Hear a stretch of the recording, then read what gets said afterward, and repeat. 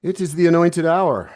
Hello, everyone, and welcome and thank you for joining us. My name is John Manrique. I'm the Senior Vice President here at Kolter Homes, and we appreciate your time is valuable, so we want to get right into this.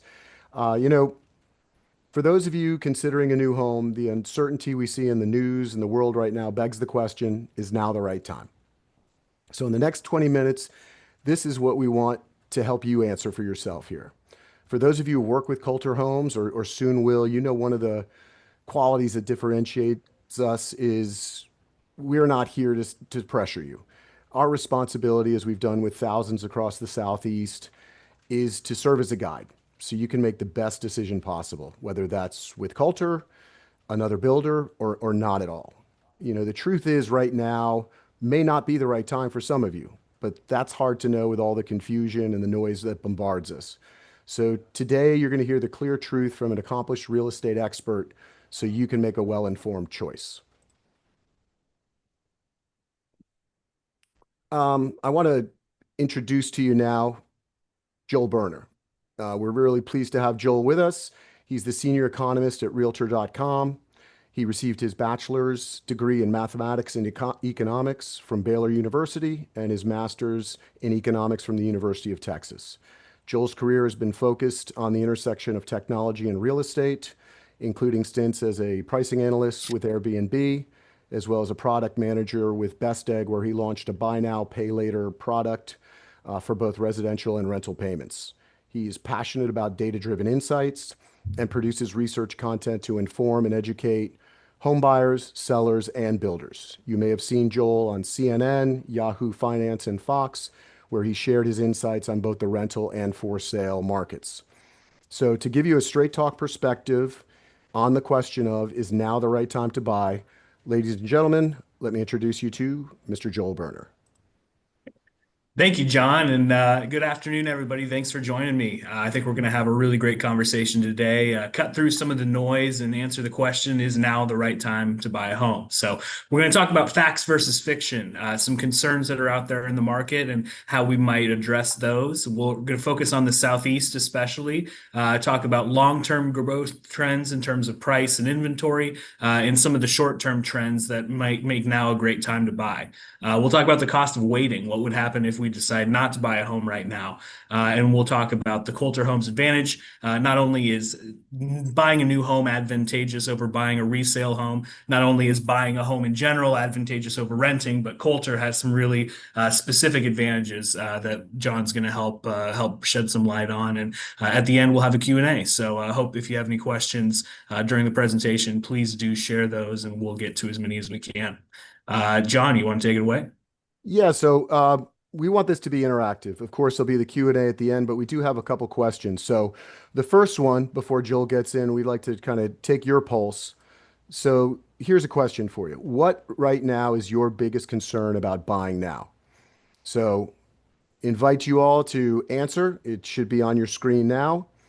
We'll give everybody 20 seconds or so here. Please drop your answers in.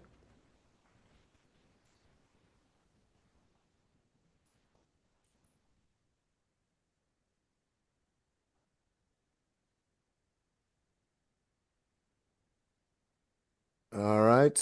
Three, two, and one. The polls have closed. So let's take a look on the screen here. So from our respondents, looks pretty neck and neck. It's, yeah, we're neck and neck between current home to sell and economic uncertainty.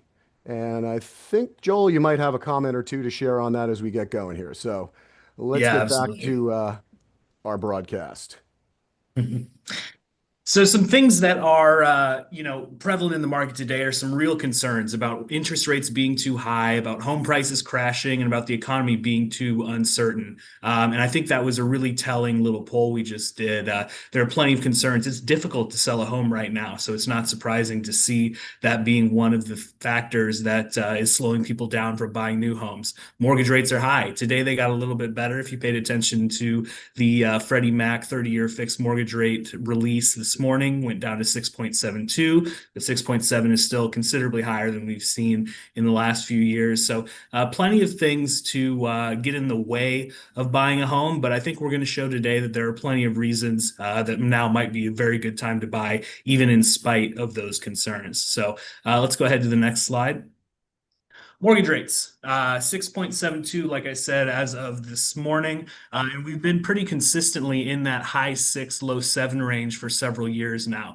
Back to 2023, when rates came up, we've been pretty steady ever since then. And we talk a lot about this being a high mortgage rate environment. And relative to a couple years ago, especially 2021 and 2022, when rates were down in the threes, that is certainly the case. But I think people have a little bit of a short memory when it comes to looking at mortgage rates. And if we look back a little bit further, the long-term average for mortgage rates across the last 40 years or so is about 7.7%.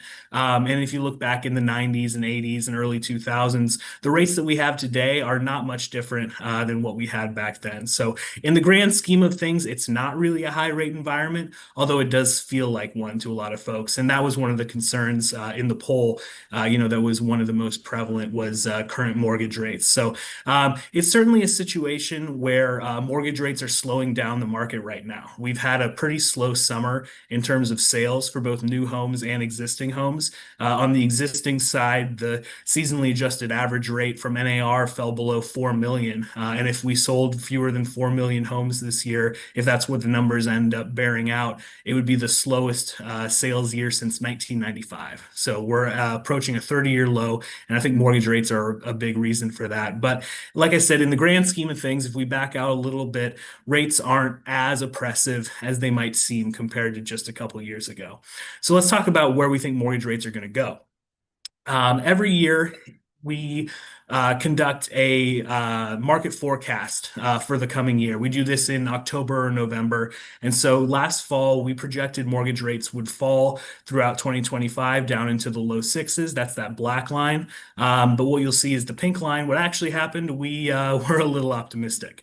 So what we had to do was revise our forecast. And we just did that last month for the rest of 2025. And so what we think is going to happen with mortgage rates is that they're going to fall throughout the rest of the year into the mid to low sixes. We have it coming to the end of the year at 6.4% with an average of 6.7% across 2025. So where we are now, we think is going to be the average for 2025.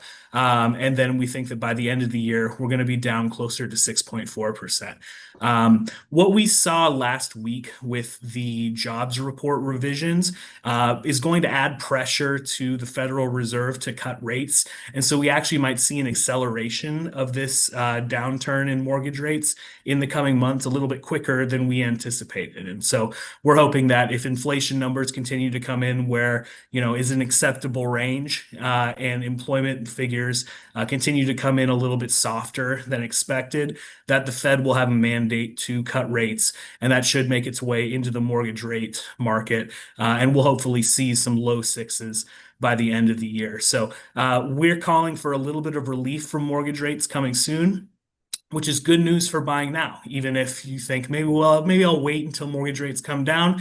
What we'll see in a little bit is that when mortgage rates fall, prices tend to rise. So it could be a good opportunity right now to buy and then refinance in the near future when rates come down, lock in a price that comes from a period of higher mortgage rates, and then eventually refinance into paying a little bit less interest on those payments. So the next slide. We'll talk about long-term home price appreciation. So this is price per square foot for listings across the South region. So I've included it at a state level from 2016 to present, which is the Realtor.com data history that we report on. And so for the U.S. at large, it's a 79.3% appreciation over that 9-year period. And some states in the South have done a little better than that. Some of them including states where Kolter operates, like North Carolina and Georgia. The rest of the South has had strong price appreciation for the most part as well. I'm based in Austin, Texas, and the Texas has done almost as well as some of the South Atlantic states. But really, what we've seen is wherever you are in the South, we're seeing price growth that fits the national trend. That's something that we want to be able to see, that there's not major regional disparities on a long-term angle like this. We want to see long-term price growth be consistent across regions, and that's what we've got in the South. So we can expect that this long-term trend will continue, prices will continue to rise, and that buying a home is a good investment. So it's good to see these numbers. We're not seeing prices crater or fall on a long-term average. But if we look at a shorter term on the next slide, sorry. So here's the one more long-term trend. And what I find interesting here is the yellow line, where North Carolina has basically caught up to the United States in terms of price per square footage. And I think that's indicative of a really strong market there in both Carolinas, but North Carolina especially. So what is kind of newsy right now is Florida. Prices falling in Florida. That's the blue line on top. But what I think the real story is that in 2021 and 2022, when these prices just shot up, and that wasn't just in Florida, that was kind of a national trend as well. The gap between what you were getting on a price per square foot basis in Florida and the rest of the country grew quite a bit. Florida accelerated really fast and is now kind of coming back to a long-term sustainable growth. So a lot of people are kind of calling for the demise of the housing market in Florida, and we just don't think that's the case at all. What we think instead is that things just got a little out of whack and are now realigning. But that gap in price per square footage between Florida and the rest of the country is still actually larger than it was before the pandemic. So plenty of room for continued price growth in Florida and across the South Atlantic. On the next slide, I apologize for getting ahead of myself. This is a short-term trend. This is a year-over-year by market trend in terms of new construction listing prices. And what you'll see, it kind of looks like a salad across the Southeast here, with some reds and some greens of different shades and colors and sizes. But what that means is the red markets are places where prices have fallen in the last year. A lot of those reds concentrated in the Florida markets, with the exception of Tampa, which has had some strong price growth in the last year, and some greens across the Carolinas and Georgia. So there, in the last year, prices have gone up for new construction, and in some places in Florida, prices have come down in the last year. And like I said, that's a result of the sort of long-term trend getting a little bit destabilized. So we saw a lot of price growth in Florida a few years ago. That's kind of moderated now, and we're sitting in a position where this might be a very good time to buy in Florida, especially where inventory is up, prices are relatively flat or even down year over year, but we expect that long-term growth to continue.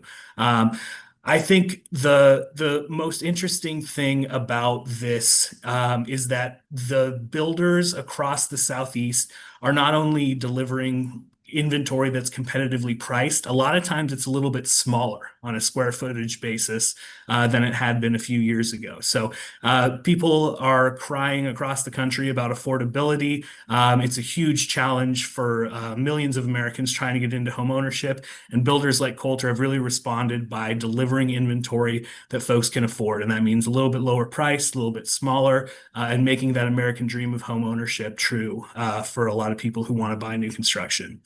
So we can go ahead to the next one. So like I said, we have record new home inventory in the South, even higher than after the great financial crisis. And that's a result of two things. One is strong new construction activity across the South. The South is the region with the highest level of new construction activity and new construction sales. Really, as the South goes, so goes the country in terms of trends with new construction. So there are a lot of homes for sale across the South, and the market has slowed down a little bit. So you're likely to see fewer bidding wars, lots of options, and a better experience for buyers in new construction and in the South. On to the next one. Here are listing counts indexed to the first quarter of 2020. So the red line here is new construction inventory, and the gray line is existing home inventory.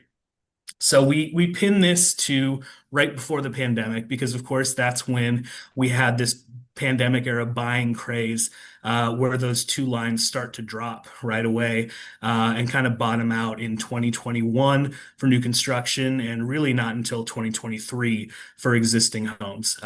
Homes were just flying off the shelves. Mortgage rates were low, things were moving quickly, prices were growing really quickly, and the inventory crunch was really the story. But I think we're out of the woods on that. We've seen several years of strong inventory growth across new construction, and more recently, strong inventory growth with existing homes. So as a buyer, there are plenty of options out there. And the title of this session is now the right time to buy a home. And for the most part, we think that trying to time the market is a fool's errand.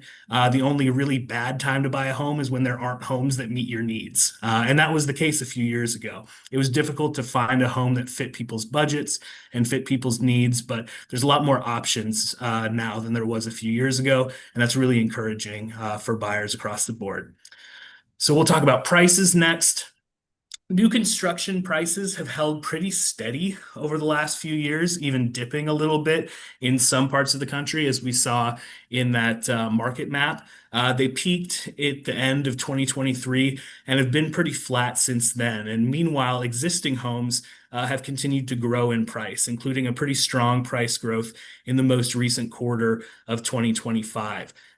So what this says to me is that new construction continues to be really competitive. It's not a luxury product in parts of the South like it is in parts of the Northeast. We'll see a breakdown of that in just a little bit, but it really is an affordable option for people looking to buy homes, and that's really encouraging to see. On a price per square foot basis, we actually see new construction less expensive than existing homes. This is pretty wild.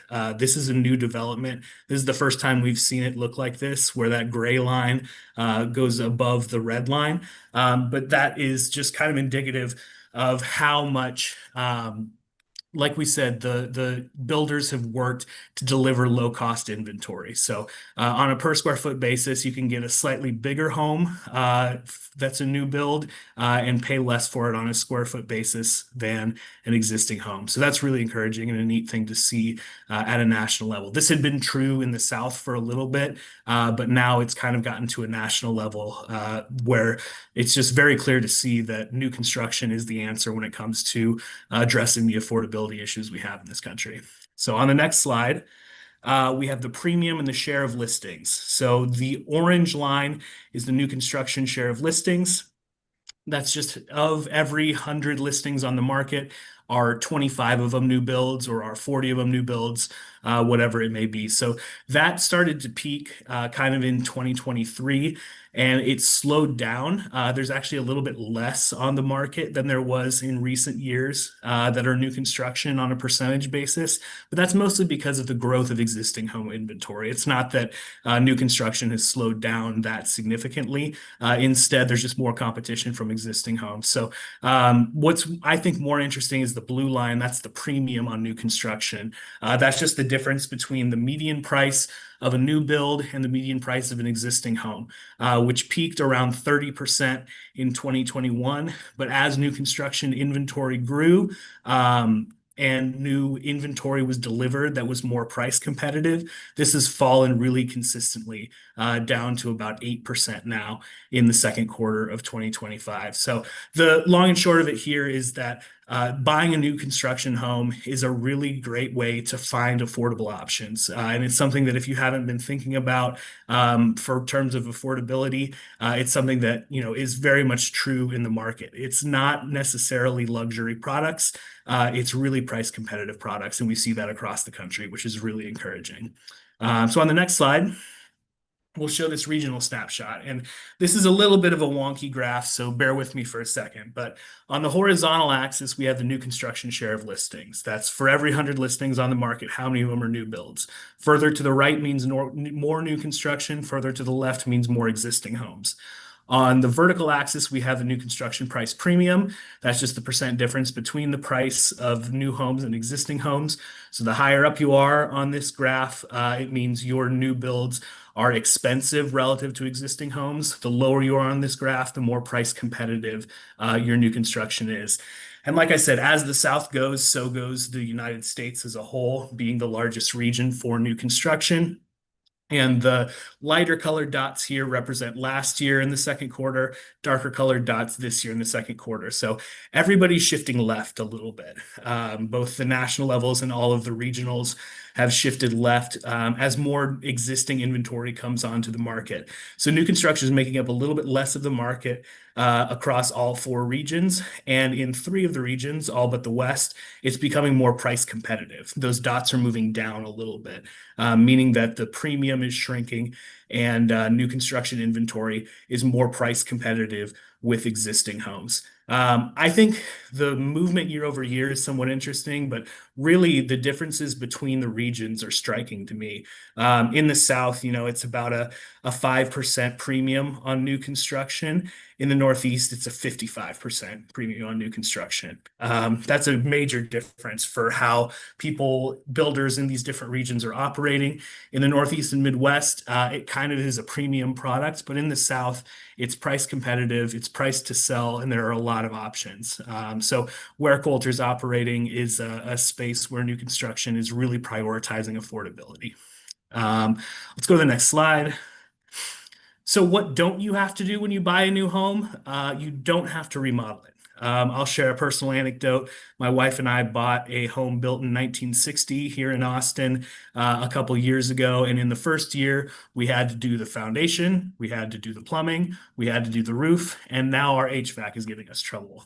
So it's just been all the money we saved by getting an older home has pretty quickly been eaten up. So there are definitely some advantages to buying new construction, avoiding things like kitchen remodels that could cost $70,000, avoiding things like HVAC and roof replacements, and instead getting the modern finishes that you want, having your house really feel customized. And having a lot of those components be under warranty.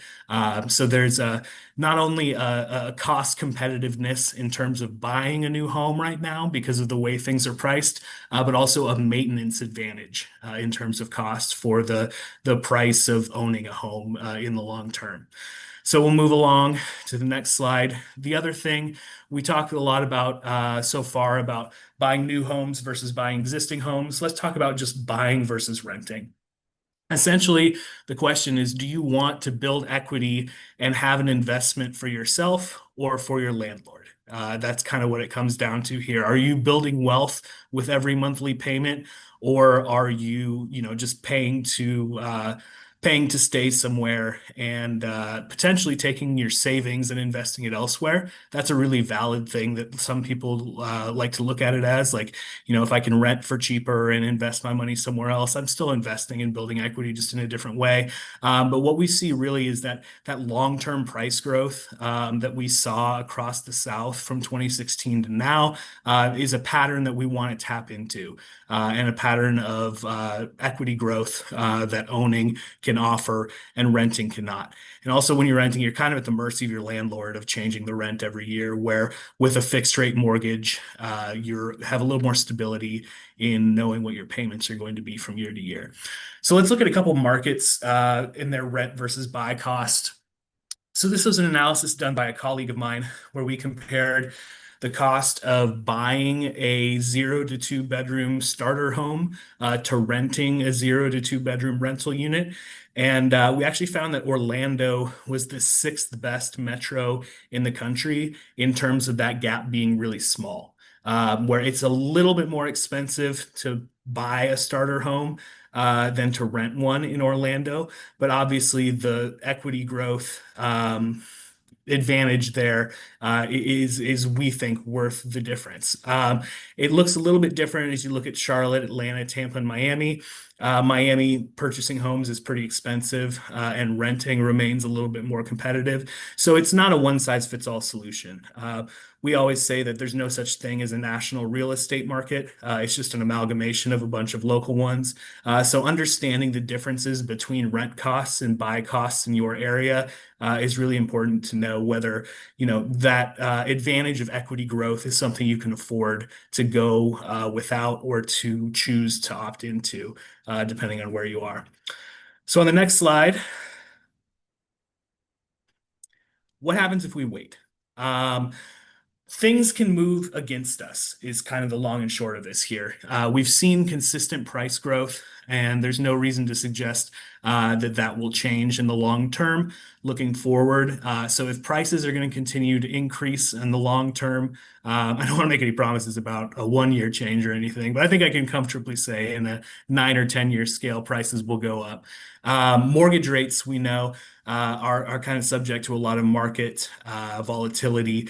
And so on the next slide, I've just kind of charted this out. I took the median sale price for a new construction home and a monthly estimate of the mortgage rates for a 30-year fixed rate mortgage, and just use those to calculate what your principal and interest payment would be if you bought the median new home every month going back to 2000. And that step change in 2021 and 2022 is really striking to me. It had really held steady for a long time at about $1,000 to $1,500 a month, and then in the span of 2 years, jumped up to $2,500 and stayed there. So this is what can happen if you wait sometimes, is that things can really move against you quickly. And so what the first part of that big jump in 2021 and 2022 was rising prices. When the market was really hot, mortgage rates were low, prices went up, and then prices stabled off, but mortgage rates went up, and we had the second half of the growth here. So there are a couple ways that things can move in the wrong direction, but we've been in a pretty steady state over the last 2 years or so with mortgage rates and prices holding pretty steady. So if you want to get ahead of the next big step jump, this might be a good time to do it. But yeah, I just think this chart is it's honestly kind of depressing. Like that's the American homeownership affordability crisis in one chart there, jumping from about $1,400 to $2,500 over the span of 2 years. Just the cost of new construction there. So I won't look at that any longer because it makes me sad, but we'll go to the next one. And here's some good news about buying new construction is that if you're really concerned about mortgage rates, what we've found is that new home buyers get about a half a percentage point better mortgage rate than existing home buyers in 2024. And this hasn't really always been the case. That gap was really narrow. And even in 2020, it got inverted. But in the last couple of years, what we're seeing is a lot of builders offering mortgage rate buy downs, offering preferred financing. And I think John's going to talk about this a little bit with the Kolter advantage. But if mortgage rates are something that's concerning, which they should be, paying interest is no fun. Buying new construction has a clear advantage over buying a resale home. So all that to say, we talked a lot about what we've seen in the long term with strong price growth and equity growth in homes, and that's an advantage of buying over renting. And what we're seeing too are advantages of buying new construction over buying resale. So is now the right time to buy? If you can find a home that meets your needs and meets your budget, especially you might find that in new construction right now with inventory up and prices down, then it's the right time to buy. Waiting for mortgage rates to fall, waiting for prices to fall, could very easily move against you. So, like we say, it's not about timing the market. It's just about doing what's right for you and your family. Because not only is it an investment, it's a place to live and a place to raise a family. So, thank you so much. I'm going to kick it back to John, and I think we're going to keep going here. We are. Thank you very much, Joel. Good stuff. Good stuff. I appreciate it. So take a couple minutes just to go through here in terms of the advantages. This is really a recap of what Joel just shared with us. New construction versus used homes. Obviously, the modern designs, the features you're getting, the less maintenance, the warranties, not suffering through as Joel and his wife had to with everything they encountered. And then very unique to Coulter is this level of personalization. So, the beauty of a new home, and especially the way we approach is it's built around you. So as an example, what does personalization mean? Looking at this kitchen, some of you may find this appealing, some of you may not. The beauty of a new home is you're going to select this. You want espresso cabinets and you want to have a dark backsplash, whatever it is, working with us, you've got that. Not only in how you finish your home, but additionally in how your home is built. We offer a minimum of 25 structural options on our plans. Many of them are up over 40. So it truly is built around you. And then, of course, when you're buying new, you're building new, you're going to get those benefits of being built to current with current requirements are. So that's going to be greater energy efficiency. And another area to save, obviously, will then be on your utility bills. So Joel was kind enough. We went through on the southeast, and you're seeing those markets that we serve. So we are in the prime locations. The south is where 66% of folks that are retiring, they're moving to the south. It's the largest area, and you saw those graphs looking at in terms of affordability as the south as compared to some other parts of the country. So we're in Charlotte, we're in Atlanta, we're throughout Florida, and we'll get to that in a moment. We're very proud of our communities. Not only is it the homes, but obviously the lifestyles. That's what we're known for, along with our flexibility and design. So very proud that we've earned 5 national awards now for our lifestyle programming. Our awards also carry over into our home designs and that level of personalization that you do get with Kolter. So where are we? For those of you not as familiar, I'm just going to take you through a little bit. Florida is our largest footprint currently. So in the Palm Beach and Treasure Coast area here, we've got 10 new home communities for you to choose from. As we move over to the West Coast, Sarasota, Bradenton area, we have 3 new home communities available. Greater Orlando area, so that covers Orlando, Daytona, up into the Lake Harris chain of lakes. All throughout Central Florida there, we have 4 new home communities to choose from. And then for those of you who know 30A, Northwest Florida, that beautiful part of our state, the Panhandle, Walton, and Bay County, there's 2 new home communities to choose from. As we move into Georgia, and the Atlanta area is that's where we started our Crestwin. For those of you familiar with our active adult Crestwin brand, 15 years ago, actually, 2010 is when we launched. We now have 2 active communities with additional ones soon coming on the board. One north of Atlanta, Crestwin, Georgia, Twin Lakes, which has been the best-selling community, new home community in the state for the last 4 years. And then our newest in the Atlanta area, just south of downtown, about 30 minutes from the airport, is Crestwin at Spring Haven. And again, the lake lifestyle, a big part of it, walking, and of course, our award-winning Crestwin lifestyle program. Then we have South Carolina. This up here is York, which is actually part of the greater Charlotte area. So that's on Lake Wiley there. And then down right close to Charleston, we have both Crestwin, Charleston, and Somerville, as well as the Ponds, which will be opening a new phase in 2 weeks.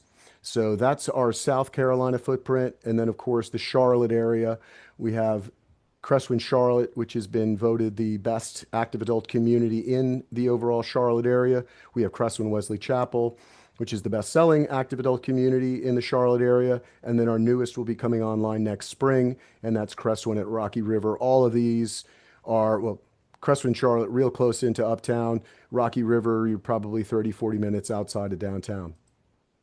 So I got another poll for you in a moment.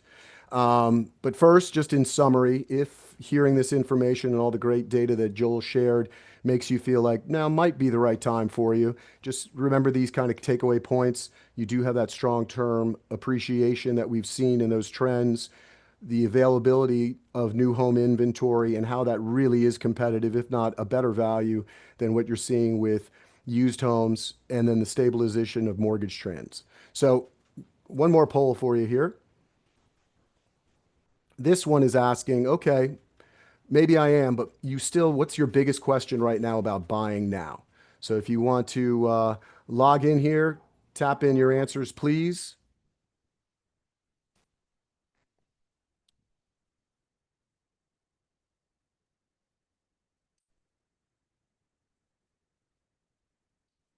It's fun to watch the voting. It's what started as number one is now dropped. So we'll give you guys another 5 seconds or so.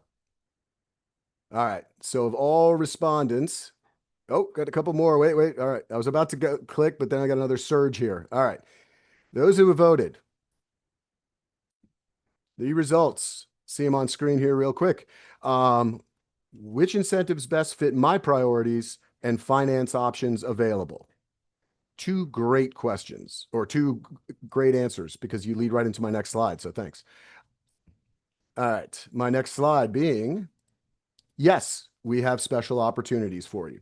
So in terms of if you're looking for the convenience of a move-in ready home, you want to get into a community sooner than later so you can start enjoying the lifestyle, in all of our regions, we have those available. And we have some special opportunities around those. If you're looking to build, we do also have design and options as we went through. We really do build around you, and you've got some opportunities there as well. We also have, for those of you who might be looking to make a transition a little further out of market, we offer a fly and buy program as well. And there are a variety of special financing programs that we have with our affiliated lender, which is CTC Mortgage. And we truly do have a really wide variety of opportunities. So to answer the question of what's the best incentive for me, that's what we want to work with you on. We want to serve as your guide there. We don't just have one program, that's what to choose from. I think we have upwards of 9 different financing options, and it really depends on your needs and your priorities. One of our most popular is the refi. So as Joel said, and the old adage goes, you marry the home, you date the rate. You have that opportunity, and it truly is free with us. And then we have a variety of either long-term buy down options, shorter term. Again, it really depends on your priorities. So when you work with us, the best next step as we're looking ahead here is after this, we conclude here and we do our Q&A. We are going to send you a copy of a recording of this. So at your leisure, you can watch it, check out some of the slides if you want to do that, as well as an opportunity to tell us, hey, this is where I'm interested in. Because as our homes are built around you, our incentives and options are also built around you. So we want to understand what your priorities are so we can help guide you to what the best solution is so you can make that best decision possible. So you will receive that, all attendees. Look for an email from us following this, and it'll have just a link. You can click on it and say, hey, I'm interested in these communities. And then we'll be back in touch with you directly to understand what your priorities are so we can build around you the best possible opportunity. That leads into Q&A. So we have Joel on the screen, myself. I'll try to moderate questions. We did have a bunch come in via email first. And then I see there's a Q&A for those of you that have that on there. Our friendly faces of the panelists here are going to help me work through those as well. So let me start with a couple. We'll start with the email. Okay, Joel, this one's for you. Oh, I'm sorry. And I think he's on screen here. We have, yes, looking like max headroom kind of going on here. We have our Senior Vice President of Sales, Mark Friedman, who will also be joining us to help answer questions. So let's get started. Joel, I'll give you this first one. This came in via email. What advice would you give to someone who's ready to move but worried about selling their current home in this market? Yeah, it is not a super easy time to sell a home right now. I think that what we've seen a lot of are price reductions and delistings across the market. So I think that advice to give on selling would be price competitively. Understand that the market is different than it was a couple years ago. And if I think we see a lot of two different kinds of sellers in the market right now. There's kind of opportunistic investing sellers who, have a home that they want to make money on and can wait to sell it if the price isn't right. And then people who have to move for whatever reason and a little bit more at the mercy of the market. But I think just working with a realtor closely to understand your comps, understand the market as a whole, and price to sell. I think we kind of get trapped in this. I'm going to price really high and then cut it a few times and find the market. But what we see is that those homes that tend to do that end up at a lower price point than they might have gotten if they had just priced competitively to begin with. Because the longer a home sits on the market, the less it gets picked up in search optimization. So if you are trying to play it's like a reverse auction basically. It's a little bit riskier than just pricing to sell. So what can I say other than pray that mortgage rates come down a little bit? I would say price to sell right away. Don't play the reverse auction game. Price to sell. Appreciate it. Can I make a comment on that? Of course. So I know a lot of people have homes to sell, and just so that you know, we do have a program that for qualified individuals that if you have a home to sell, we have a program that may or may not work for you. One thing is when you're listing your home, make sure that you're listing it with a realtor. I always recommend getting 1 or 2 quotes, maybe even 3. Listing with a family friend or a family or friend may not be the best advice. Get a CMA, a comparative market analysis. Make sure that you have professional photography. But as I said, there's some tips that we can help you with. But more importantly, if you're looking to lock a price and basically have the time to go sell your home, it is a program that we have had 92% efficiency with. And so if you find a community that works for you, definitely ask the question of the new home guide. Thank you, Mark. And Mark, since you're on screen here, this one, what distinguishes Kolter Homes' offerings in terms of design, pricing, and lifestyle benefits in today's market? So it's our mantra, which is built around you. And so our homes, our lifestyle, everything we do is about choice. And it's about making sure that you're able to build the home that you like. Most of our buyers, this is not their first purchase. They know what they want. And one of the major differentiation factors is the fact that we have those structural options to build the home, whether you want a bonus room or you want to change a den to a bedroom, an in-law suite. There's a lot of different items that you can personalize. And then when you get into the home and you want to change the countertops and have different colors on your tile and change the back patio, you want to put in a pool or you don't want to put in a pool, or you want to put in a larger bathtub, a super shower. So there's a lot of different items that you can add into a home. And then on the lifestyle side, as John mentioned, we have won numerous awards for our lifestyle component. And that allows our buyers to really build the lifestyle around them, join the groups that they like, go on the trips that they like, do the workout that they want, have the pickleballers, and there, we have the Crestwind Cup, and I'm sure John can share some stuff on the Crestwind Cup. But it really is lifestyle as well as the design of the home interior, exterior, as well as the structural options within the home. Thank you, Mark. And I've seen a couple come in. We had a couple emails, and I see a couple of the Q&A. So thank you on this similar question. Asking Mark, this one's for you. What is the typical timeline for building a new home from the ground up right now? That depends on the community, but anywhere from 7 to 9 months is typical. And that is from purchase? That Since is that's, from purchase, yes. thank you. Thank you. Joel, throwing one back up to you. What long-term housing trends do you see emerging across the Southeast, and how might they shape the market in the next 5 to 10 years? So if you want to polish up your crystal ball here for that one, I'll repeat it. What long-term housing trends do you see emerging across the Southeast, and how might they shape the market in the next 5 to 10 years?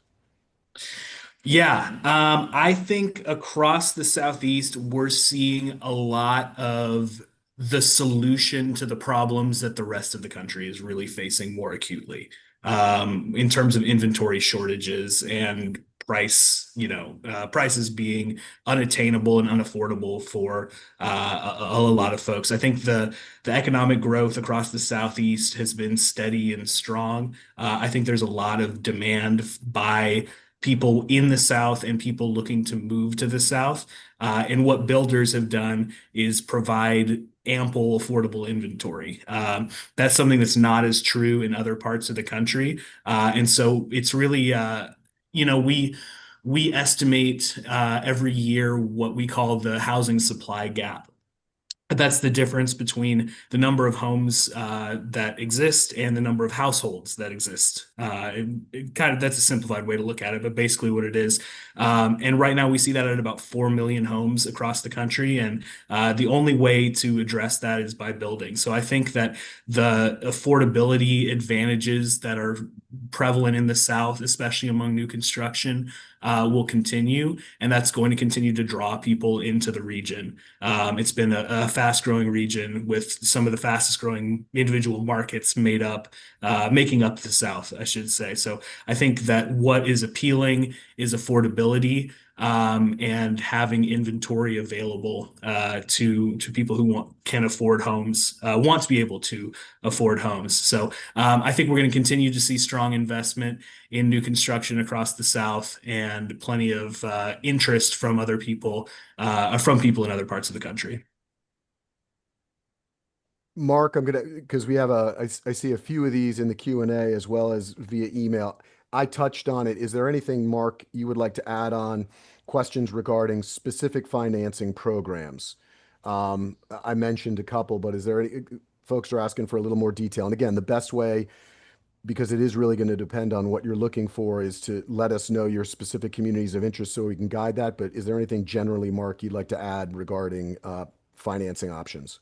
Well, one of the largest items is the buy downs, and you can a buy down will save you significantly more money than a price reduction. So a lot of the builders, including us, are utilizing the ability to have 3-2-1 buy downs, 2-1 buy downs, adjustable rate mortgages, and programs and contributions towards closing costs, depending upon the community and what home you're looking for. The best incentives are going for closing are going to be dedicated towards our inventory homes. The biggest item I would say that has really made waves for us and our customers have been very happy with is the free refinance program, which is where if rates were to drop in the next 2 years, you can basically refi your home completely free of charge. That doesn't mean you have to stand on one foot, the moon's got to be in the right phase, and you still have all these closing costs. It is actually free. You do go with CTC, which is our affiliated lender. But the nice thing is, people that are concerned about rates dropping, as Joel has mentioned here, that may happen before the end of the year, may happen in next year. Nobody really has a crystal ball. But the nice thing is the peace of mind that if those rates drop, you can refinance at no charge. Joel, this one came in from Steve in our Q&A, and I have to throw it to you because you mentioned before we started the webinar a video you recorded earlier today. So I'm prepping you. What impact will tariffs and labor shortages have on new home prices and availability in the next 12 to 24 months? Yeah, that's a really good question. And so I spent a lot of this morning, I was telling John, with our editorial team putting together a video about tariffs. So I'll send the link if I can find it to everybody. But if you're not tired of me talking yet, you will be by the time you watch that video. Yeah, tariffs and labor shortages are going to keep new construction costs high. It's going to be difficult. I think that so far, what I've heard and read is that builders are doing a pretty good job of absorbing some of the tariff costs, and the estimates for how much that's going to add onto the price of a new home are actually little bit lower than I would have expected, 3, 4 months ago.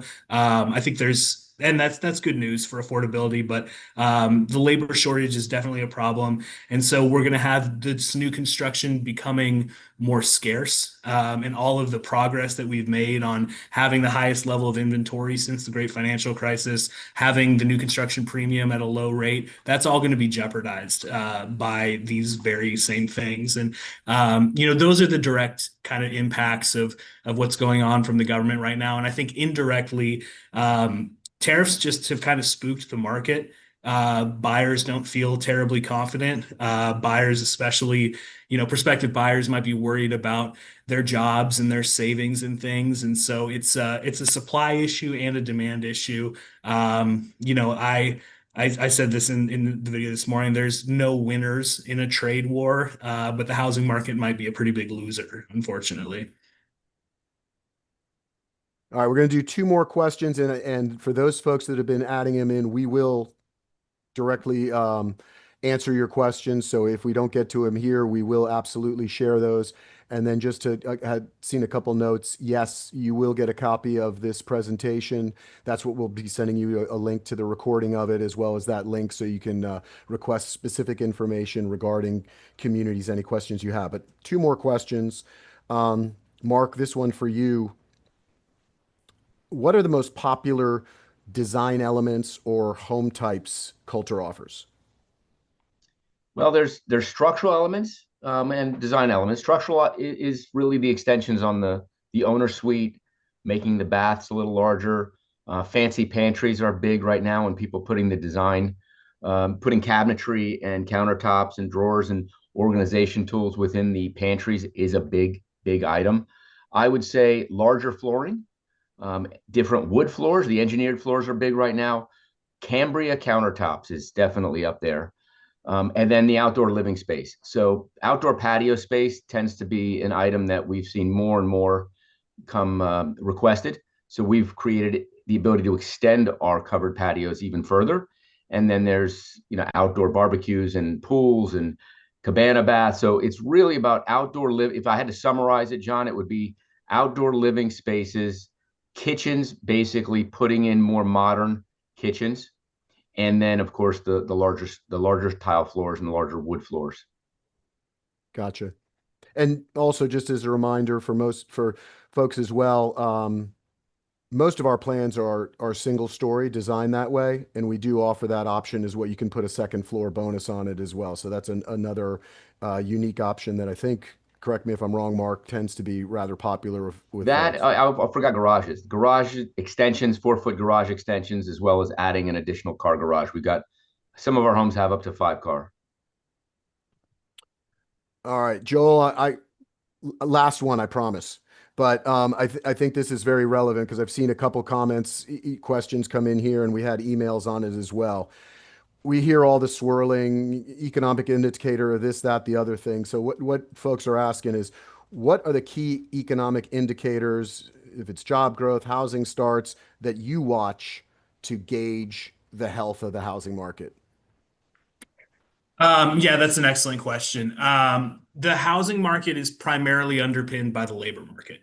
So I would say that if you, especially if you're taking from a seller perspective, if there was one number I'd look at, it would be the unemployment rate. I think that's just a really good way to get a sense of, how well the economy is humming along, how secure people are in jobs, and how they kind of like anticipate wage growth. Because that's another big piece of it too. We talk about inflation numbers, but 2% inflation is okay. 5% inflation is not okay unless wage growth is at 6%. And so it's all kind of connected in different ways, but it comes back to the labor market. So I'd say unemployment, wage growth, and it's not really an indicator, but just where mortgage rates are, obviously, very important. The cost of financing is kind of paramount to making these transactions work. But I worry less about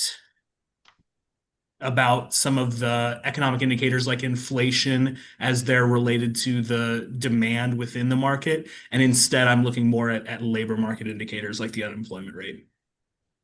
Very good. All right, Mark, anything you'd like to share in closing? I would just say that if you have an interest, make sure you're shopping around. Indifferent to many other companies out there, we want you to shop around. We want you to become the most educated consumer that you possibly can so that you're making the most perfect decision for what you are trying to achieve. Ask questions, don't be bashful, and make sure that you just take in all the information. There's a lot of choices out there. And at the end of the day, we want you to make the right choice for you and your family. Perfect way to end it. So thank everybody. I did see a question. Yes, the video will include the Q&A when we send that out. So enjoy that. And Ruth, as I mentioned, there are 9 different, at least in terms of financing options. So again, it's really what's going to best fit you. So thank you all very much. Please do look for the email forthcoming with the recording, and we'd love to hear back from you in terms of the communities you want to know more about so we can help you make that best decision, as Mark said. So appreciate everyone's time. Enjoy your weekends. Thank you very much. Thank you.